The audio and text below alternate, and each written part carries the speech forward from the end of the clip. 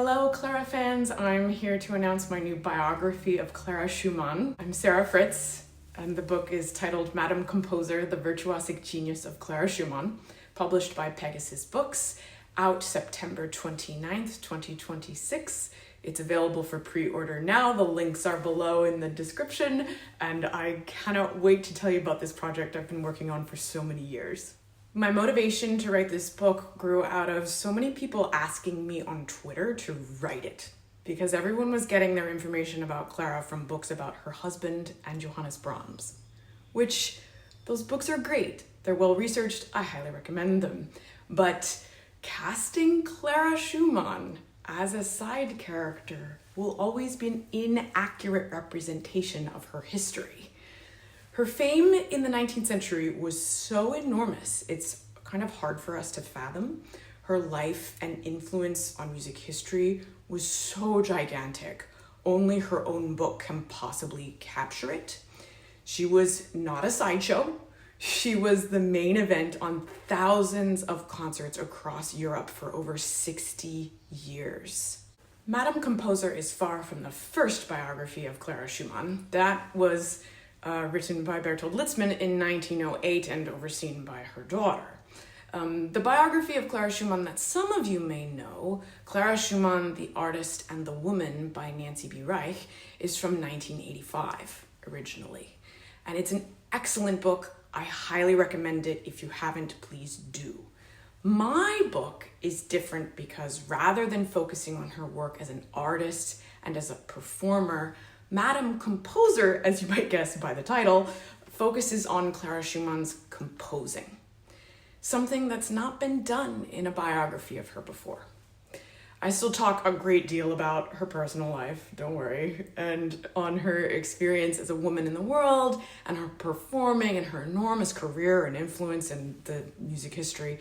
But the main focus of the book is on her composing and her struggle and success as a composer. Two enormous things in my research told me this book had to be written. First, I started finding quotes of Clara Schumann's melodies in famous works of Johannes Brahms and, believe it or not, Franz Liszt. And these discoveries shocked me. That Johannes knew Clara's compositions well enough to reference her melodies in both his piano concertos. Well, it made it very clear that he respected her far more as a composer than we'd previously known in traditional histories. And then I found serious references to one of her works in Franz Liszt's famous Sonata in B minor. And I knew that this book had to be written. There are over a dozen known quotes of her melodies in her husband's music. We know that. Scholarship has written about that a lot. But for me to find ones in Johannes and Franz's work, knowing that they knew her work and respected her work that much to do that, it meant to me she was far more of a composer than we had previously been led to believe. Second, while Nancy B. Reich's extraordinary biography of Clara mentions very little about her composing in the narrative of her life, in the second edition she released in 2001, she added a huge appendix of all of Clara's compositions that's full of critical reviews, concert performances, various editions, and even sales numbers. It is a treasure trove of information about Clara's compositions that on its own tells a very different story about the success and importance of Clara Schumann's works during her lifetime. And I knew that this information needed to be added into the narrative story of her life.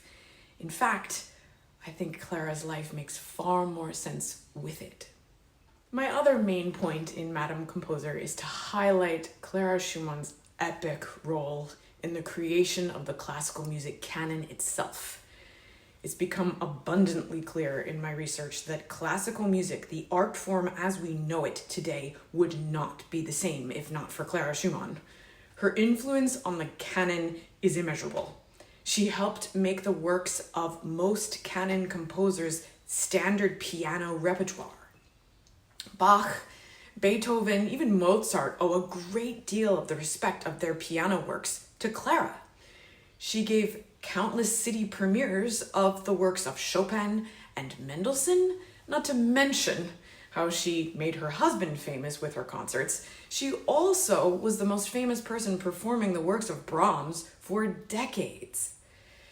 If this seems shocking to you, I promise I support these points with ample evidence in my book. I can't go through all of them today. There's too many and I don't have time. But this information comes from the concert program archive that is housed at Schumann Haus Wickau. Clara standardized the concept of composer's intentions, playing not with virtuosic showmanship, but with humility for the composer's markings on the page. The reason why Clara claimed to know the composer's intentions at all is because she was a composer. She understood how Bach's fugues and Beethoven's sonatas were built note by note because she herself was a genius composer, even if she couldn't say it herself. Her success as a canon maker was because she was a composer. Robert and Johannes Brahms sought her critique and approval of their works their entire lives because Clara was an ingenious composer. I also have to add that Clara's prodigy career began in the 1830s. Her fame was built at a time when all performers were composers. In her youth, she had to be a composer in order to gain respect. Her opuses 1 through 10 helped to make her into a household name. If she hadn't been a composer, she never would have become famous in the first place. However, you'd never know this. Even in our own library system, Clara Schumann is not cataloged in the 410s among the composers. She's cataloged in the 417s among the performers. This has been a rather controversial concept because Clara did not even refer to herself as a composer, but rather as an artist.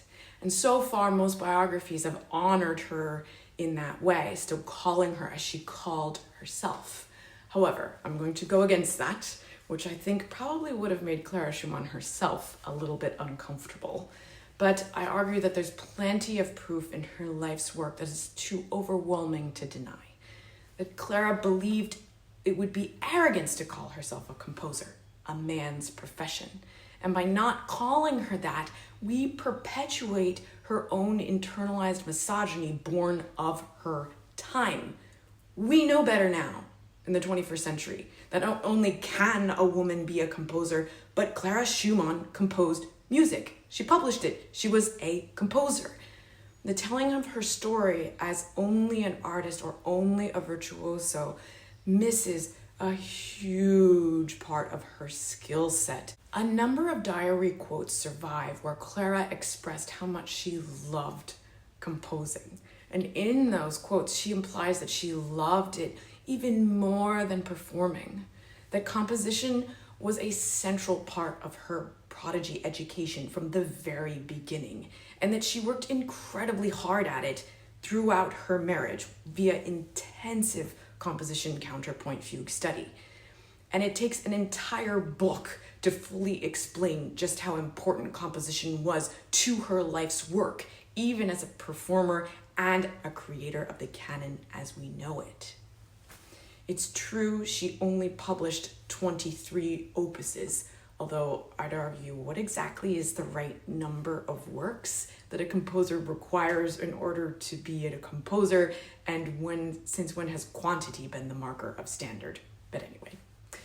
The thing about Clara is that I've learned in my research, she destroyed so much of her work. She was composing 2 and 3 times as much music as she actually published, because she wasn't interested in composing for quantity like the men. As a woman, she was always in danger of publishing something that would risk her being accused of mediocre and as being used as proof that women can't compose.